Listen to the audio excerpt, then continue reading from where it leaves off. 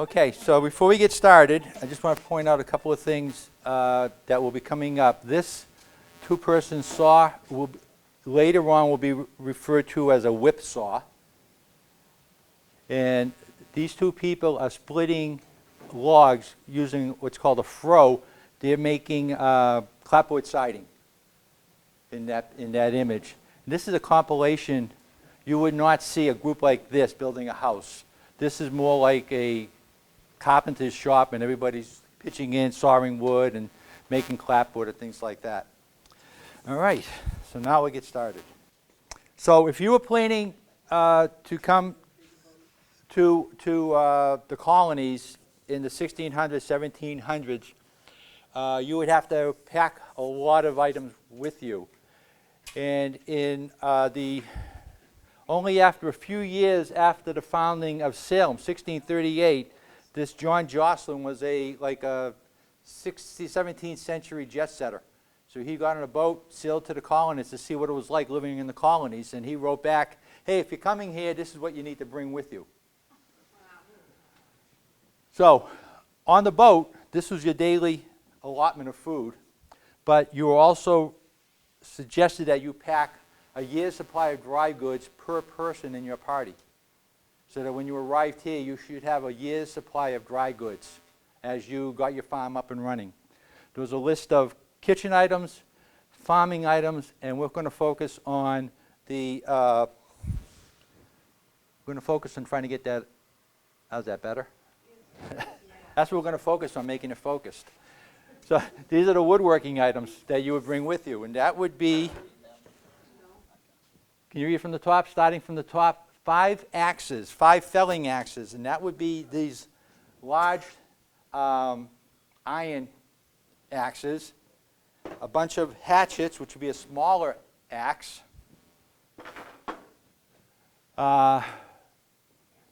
hammers. We have hammers. I brought everything, hammers. Broad axe.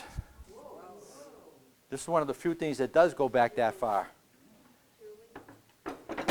2 saws, a carpenter's saw for fine working, and a buck saw for cutting branches or stems to length, so that you can make things like your clapboard siding. So 2 saws, 2 different augers for drilling holes or boring holes, and we'll talk about that in a little bit. And then a bunch of smaller augers called gimlets. These are for boring smaller holes.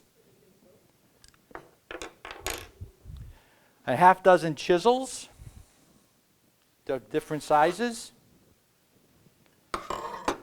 A firmer chisel, which is a little bit bigger. And this is for clearing out the mortises, and we'll talk about that toward the end. And everything else is left out. These are all the tools that they suggested bringing with you.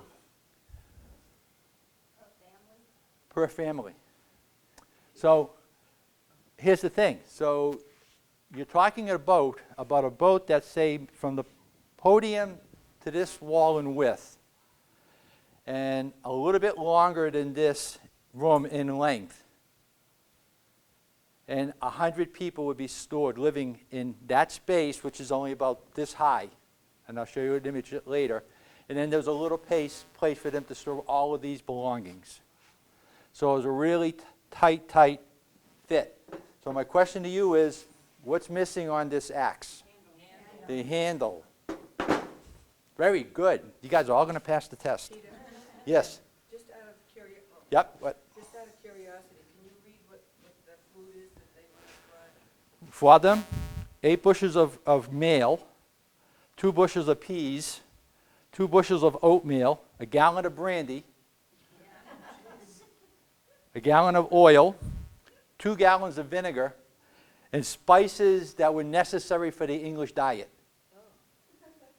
I can't think of them being too spicy. They also, it's not here, they brought a keg of aquavitae, which today would be something like Drambuie. Wouldn't they be able to share some of these things? I mean, they wouldn't just each Well, This, and I'll show you on the boat, this was 1 day supply for one person. On a typical boat, you had 100 passengers and 30 crew. A trip across the Atlantic, depending on the weather and the winds and everything, could be anywhere from 45 to 90 days. So they had to store enough food for 90 days because you couldn't count on favorable winds or anything like that. So I imagine if somebody died, then everybody got to share their. So that was essentially it. They had, in a height of about this much room,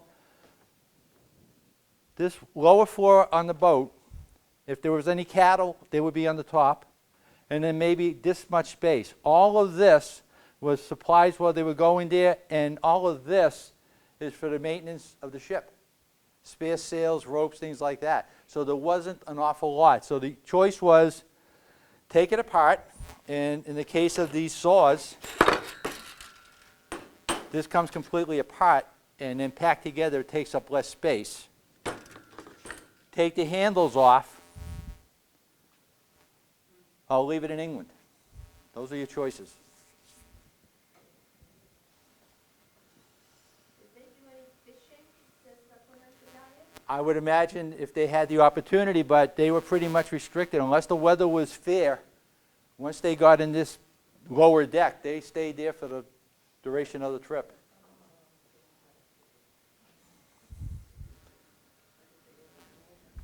So when they did get over here, I can't read my notes now, Mary. It's too dark, but it's okay. When they did, so in 1639 or so Salem has only been established for 9 years. Charlestown has only been established for about 4 years. A group of people freemen went to Charlestown and said, we want to go create another township. And Charlestown gave them permission to go out and survey some land northwest of Charlestown, which happens today to be Woburn. And they reported that when they went out to do the surveying, they couldn't even find the place because it was so overgrown with vegetation. So this is, and I tried to pick one image to represent what they probably saw, but I couldn't, so I put all four up. But this is essentially what they saw in 1640, 1641 when they went out to try to survey what is now Burlington and Woburn and what else? Patch of Wilmington? Winchester? This is what they saw. Toward the end of the decade, they finally got permission to create a township, which became Woburn. And the half-dozen freemen who originally petitioned it went to downtown Woburn and divided essentially all of downtown. So they subdivided downtown Woburn according to their needs based upon who was more important and who was less important. And then they all made themselves selectmen, so they ran the township of Woburn.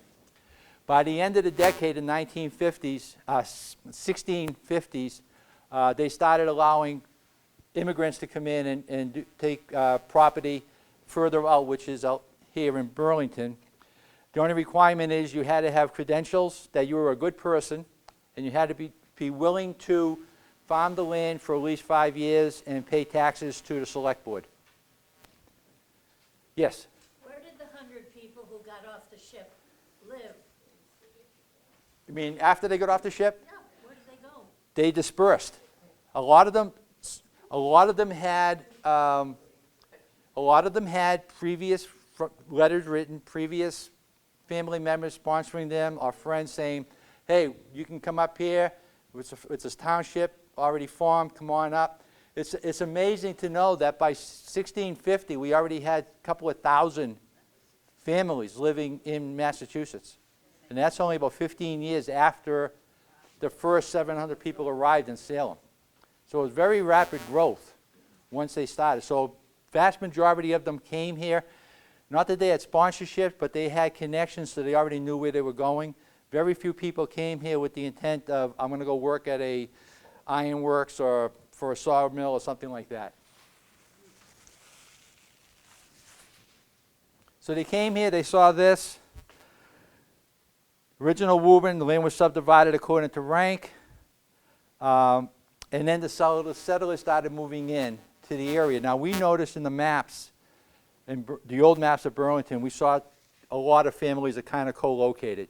So they didn't just spread all over Burlington. We saw, I think, the McIntyres and the Skeltons lived down off of what's now Middlesex Turnpike, but they were like adjoining lots. The Simons were from the cemetery all the way up to the Francis Wyman School was one of the Simons brothers, so they were co-located. So they were spread around town, but they were close enough to their neighbors that they could help each other out.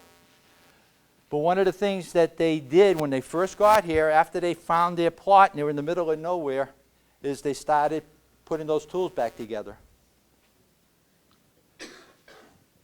And one of the tools that they had, which we're going to make this winter, is called a shaving horse.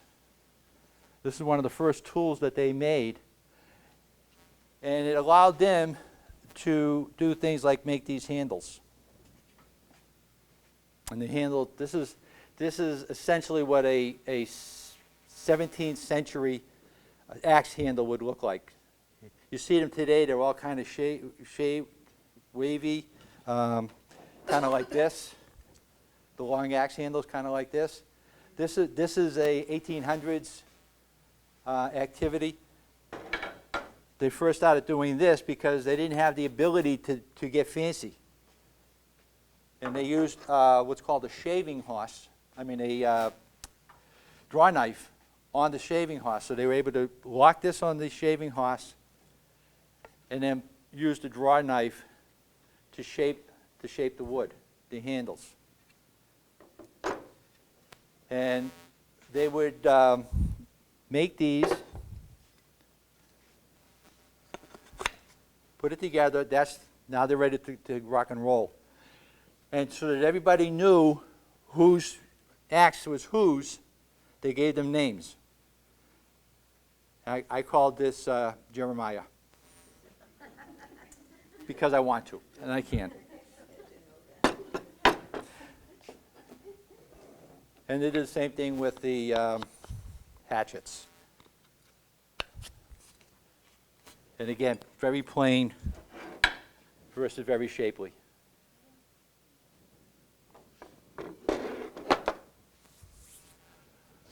They also made tools to work with tools. So I mentioned the froe.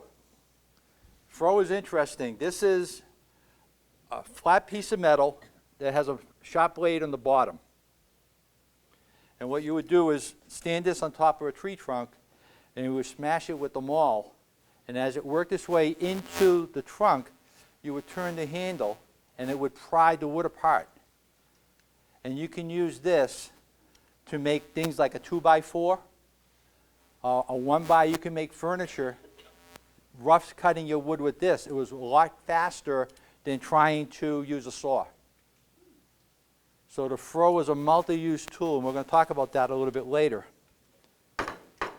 In order to use the froe, you needed to make a maul.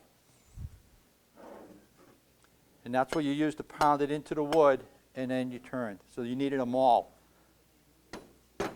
And this is how I learned another one of the secrets of our ancestors. If you're going to do any kind of cutting with a knife or a blade or anything, you needed freshly cut wood. Newly cut wood, because it's very soft and pliable and easy to use. I took a piece of firewood that's been drying for 1.5 years, and I tried to use the draw knife with it, and then I tried to use just a regular knife with it, and I finally gave up and I had to put it on the lathe to make this because I couldn't cut it with a blade. Mallet, this is a mallet, and Julie Eggleston donated this. This was her husband, and Julie assures me that this came over the boat with the Pilgrims. That's how far back it went, Julie? No? You didn't have, you had to make these when you got here. And this is actually turned, so I'm pretty sure this was turned on a lathe also. And the difference between this and the maul is that the wood grain is going this way on a mallet. And if I try to use something like that on a thin blade like this, I would break the mallet. So that's why we need the maul, so that It's cross-grained. And if you look at the mall, you'll see markings on it from hitting the fro, but it didn't cut through. And again, something heavy. They also crossed over.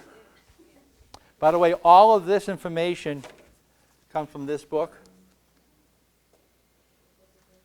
The name is The Museum of Early American Tools. We have a copy of this in the library in the basement of the museum. And I just picked up this copy. So all of this information comes out of this book. This, I can use my pointer. This information comes out of this book, which is holding up the projector. But they crossed over and they needed levels. So I made some reproductions a few years ago, and we did take them out to the classroom. So that is a level. You see it looks just like the image? And that was to place it across a beam or a sill or a table to see if it's level. And you can see how the yellow line moves back and forth. Okay? And then there was a plumb. Now the plumb was interesting because that measured whether or not something was perpendicular to the planet. So they would put it up against the wall. So if it was perpendicular, plumb is Latin and means perpendicular. So this is a plumb. This was still used into the early 1900s. And you can probably find some still around today, people still using. It's very accurate. Very simple and very accurate. And the last thing was a square, and I think I made this oversized because of my hands. But that's right there. And it was to make sure all your corners were correct. And it also had a hole in it so that if we wanted it, you could use it also as a level.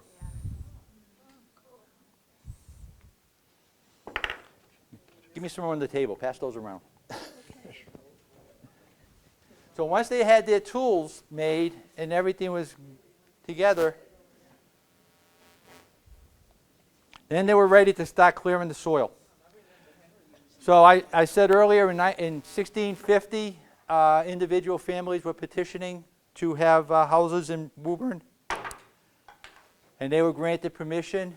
And by 1652, there were 60 families living in Woburn. And the town clerk noted that they were living in caves. The hole is supposed to be there. No, this little metal thing. You broke it? Oh no. Oh, you know how hard that was for me to make? Don't pass it around anymore. It's been sitting in the museum for 5 years and finally broke. Yeah, I just have to pass it through and tie a knot underneath. There's a little hole. So in 1652, when they moved here, when they first moved in, they didn't have a place to live, to sleep. So they dug holes in caves, or they built wigwams. They had a English version of a Native American wigwam, or they had tents. And they lived in there while they were building the houses. That was the town clerk of Woburn who wrote that. So only 2 years after they started opening the town, and they had people living here, and this is how they were living. This is a drawing done in 1685. This is a great book by Johann, Comenius? It's only online. I can't find a copy of a hard copy. But this is a drawing. He made drawings of all different professions and activities in England at the time and in the colonies. So this was his rendition of what it was like first coming to the colonies. And he talks about they first moved into the caves, and then they made wigwams, then they went into tents, and then they started chopping the wood and shaving it and preparing it in order to build. So This is two different versions of what we would consider a colonial style house. So if you were to go to, say, the Francis Wyman house, take all the external pieces off, this is what the frame would look like. And this is the backbone of every house that was built in the colonies at that time. And a lot of it is dated by the wood, the way the wood is cut. When they finally brought mills to the colonies, water mills, they had a saw that just went straight up and down. So the cuts in the wood were straight. But if they were done by hand in a pit saw fashion, then it was slightly diagonal.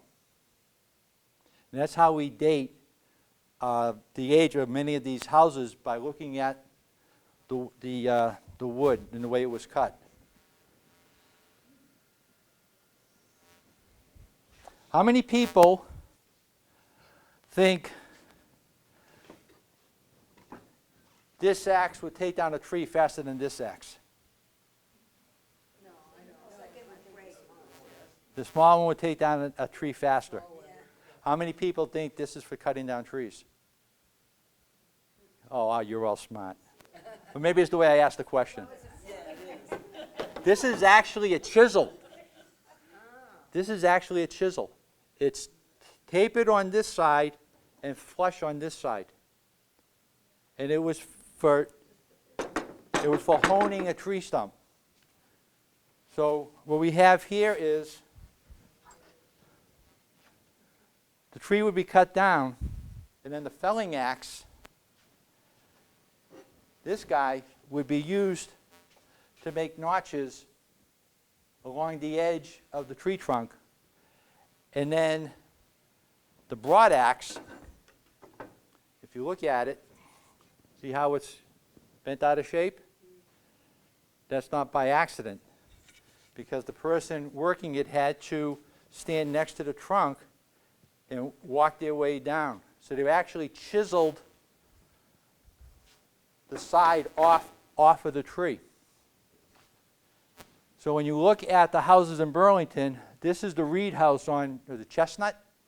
This is the Reed House in Chestnut, and you can actually see the marks from the felling axe. This is the Francis Wyman house. So you can see the felling axe, and then you can see how it was cut with the broad axe. It was chiseled away with the broad axe. This also is a beam from the Francis Wyman house, and you can see that it almost looked vertical, but it is slightly skewed, the lines, so this was hand cut with a pit saw. So that brings you back to the Francis Wyman house. Is how old, Mike?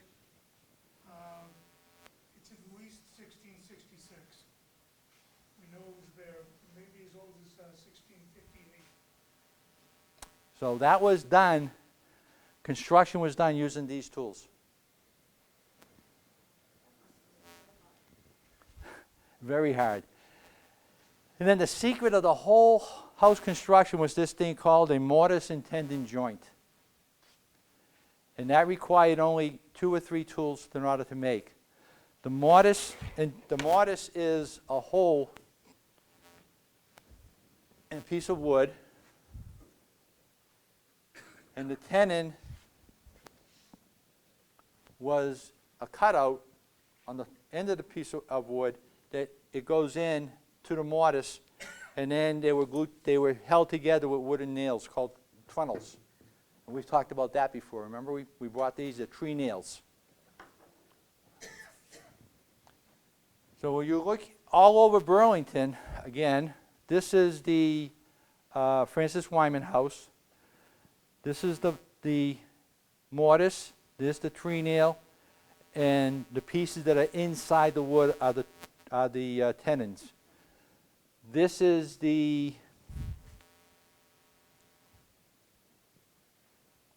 also at the Francis Wyman house. So they would use only a couple of tools. They would turn this saw, they would loosen the saw, turn the handle. So now I'm in the same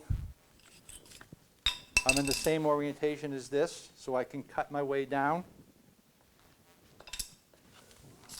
I cut my way down to make the initial cuts. And then I would use the chisel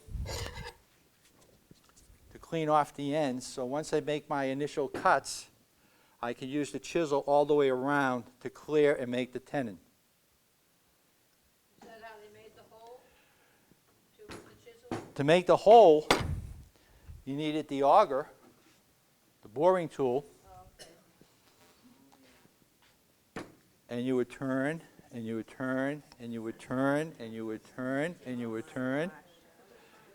And to turn something this deep would take about 6 minutes. And I don't know if I wrote it here or further out, but they. So how long would it take them to have built a Francis Wyman? Well, that's the key. That's the interesting thing, because a lot of people think, you called your neighbors over, you put out the keg of rum, and in one day they built the house. No. Just That's, the Amish did that. they didn't do it either. I think maybe they framed it. I estimated that there was over just 20 hours of boring holes. So Just, it took maybe a, well, some of this stuff was, we'll talk about it in a little bit. oh, okay. But, 20 hours of boring holes. I think that's how I got that expression, boring.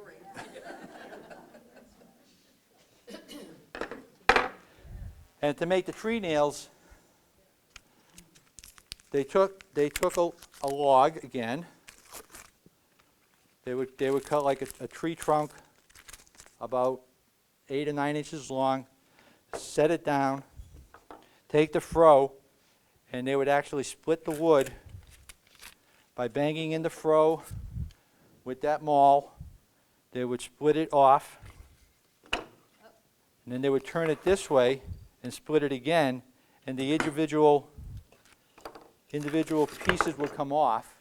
So now I have a square, and then putting it on the shaving horse and then using the draw knife, you're able to make a trennel. So that's your tree nail. But again, it needed to be freshly cut wood. If it wasn't freshly cut wood, you could not. These are already a couple weeks old, dried out. I tried to use just a knife today, a box cutter. It wouldn't do anything. But a week and a half ago, zoom, zoom, zoom. Okay, so again, this is the stairwell at the Francis Wyman house. And you can see the cuts here from using the felling axe and the broad axe. Look how big they made the mortise. That's because they didn't know where the tenon was going to lay out when they were making the stairs. So they positioned that first, then they bored the hole, and then they drove in the tree nail. That's the tree nail right here. This is at the Grandview Farm, in the living room of the Grandview Farm. And then this is what we're going to make right now. Here's my note. Typical house required about 300 holes to be bored. And that by itself was over 20 hours. So one of the things that you had to come to as a conclusion is that they pre-made a lot of things. Now size matters also. So there are some areas where you're talking about something that's, instead of being this big, there's something this big. So when you're trying to make a mortise, this is small, use a small chisel. But when you're talking about something big, like on a beam, and you're trying to put a floor joist on a beam, you need a bigger chisel called a slick. And this is a baby slick. So you can see the difference. Janet doesn't let me play with any of these things. She's upstairs saying, "What are you doing down there?" "Nothing, honey."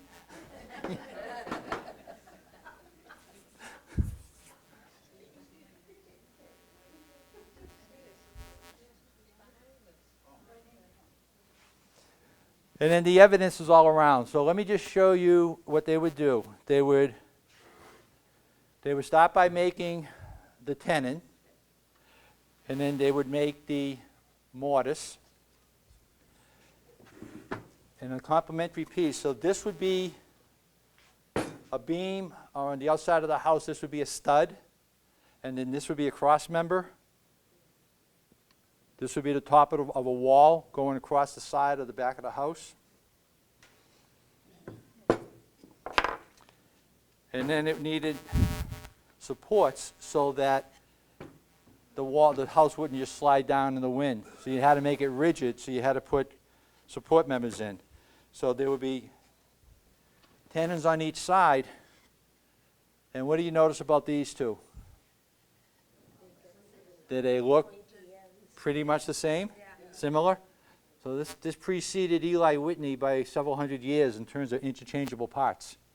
So how did they build a house in a day or assemble it in a day? Pre-manufactured. They would make these in advance. Yes? How would they make sure that they're all uniform sizes? Put them together. They worked off a template, just put them together. And I think that's also the reason why we saw on the Francis Wyman house, the mortise was a lot longer. I think, this is what I believe, I think they put it together in the flat, which is what I'm doing right now. So I'm going to put it together. And by the way, they also pre-assembled before everybody got here, and they numbered it.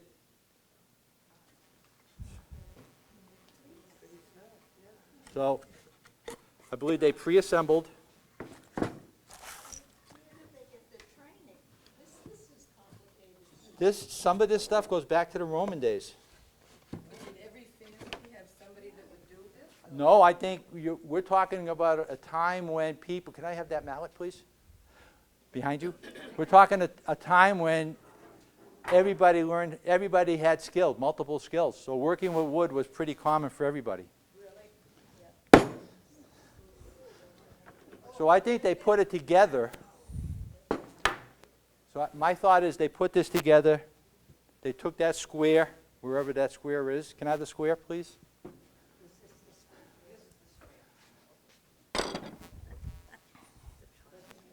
Right, to put it together, put the square in it, Looks more like a triangle. and there it is. So once they had it laid out, then they would pre-drill the holes, then go to the site, and at the site this would be assembled. And then my fake tree nails. So they would just take the nail, drive it home.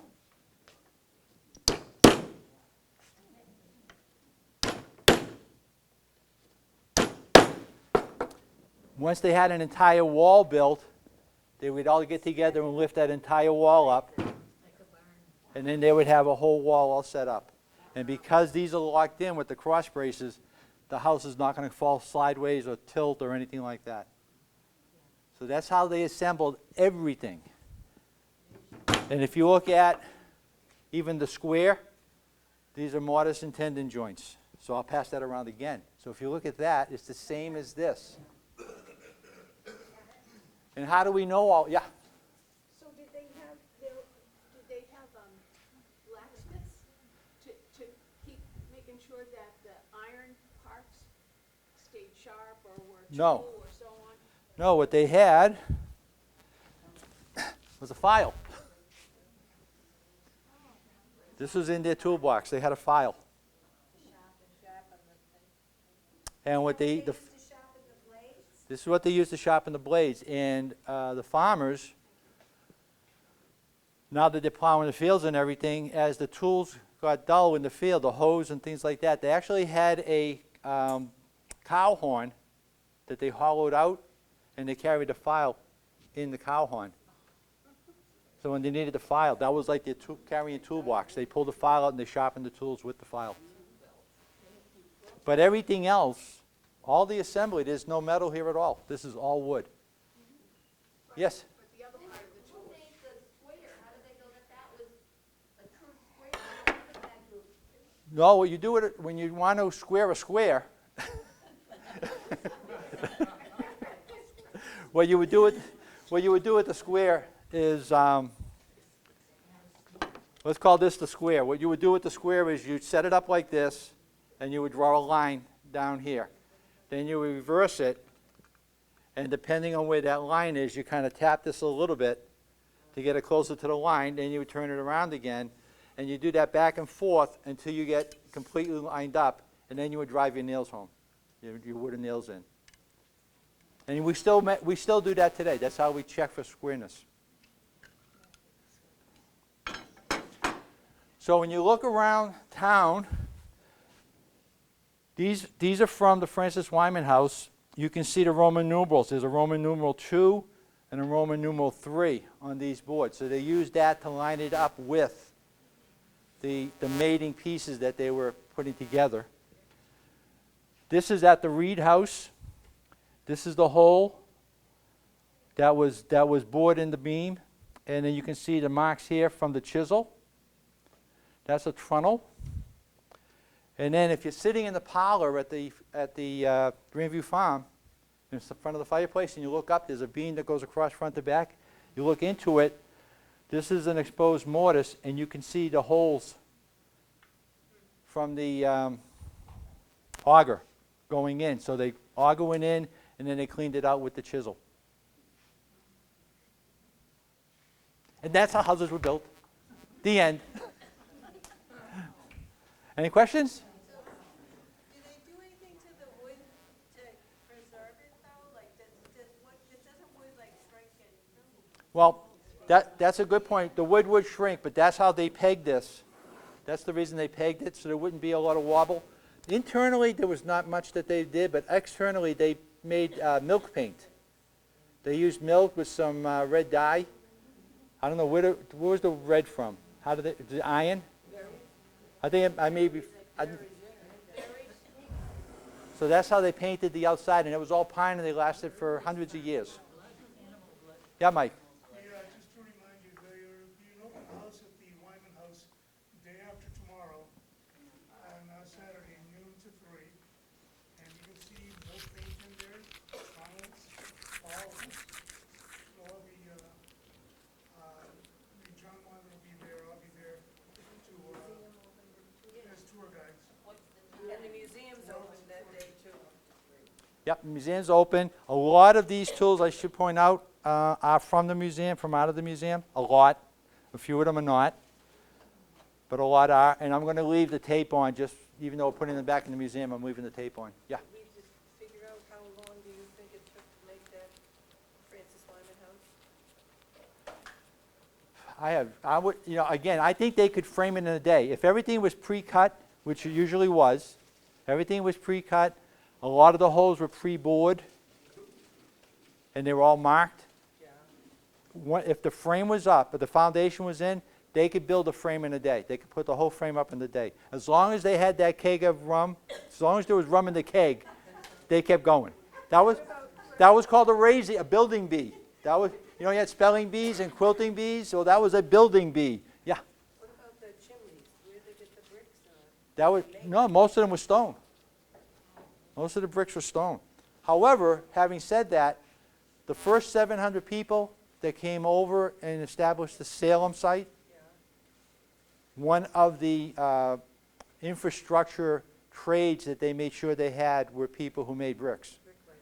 They made sure they had carpenters, bricklayers, iron workers, blacksmiths. That was smart. That was, well, they learned from previous, like Jamestown. They learned from sites like that you don't just send people looking for gold and things like that. You send people that actually established a colony. So they made sure they brought the trades with them to Salem. So those first 700 people that arrived in the boats were those people. Yeah, Mary? What about the foundation floor?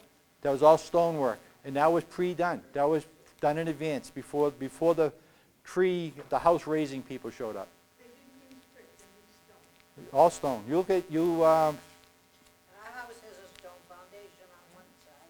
the house across from Janet and I, the original McIntyre home from I guess they bought it from the Skeltons back in the early 1700s, that foundation is all stone. We were building stone houses, stone foundations right into the 30s and 40s. We didn't stop cinder block and pouring concrete until right around World War II. The house they took down at 125 Lexington had a stone cellar. Stone cellar. Yeah, Mike? Yeah, the Wyman House went up in sections, in phases. So as it stands now is not what was originally there, although the framework of the original house is in there. And that explains why you had the boards that were hewn with the broad axe, and then the boards that were cut from a sawmill. However, one other thing, the meeting house, what's now the Congregational Church, that was put up July 23rd, 1732. It was put up in one day. But as, I can't remember her name, said it was put up in one day, but it took years to finish. Yeah. I mean, they didn't paint it for 70 years or so. Yeah. 90 years before they painted it. Yeah, so I think, the misnomer is that they just showed up in one day, just like in Witness, and they put it all up in one day, finished it, and walked away. They framed it.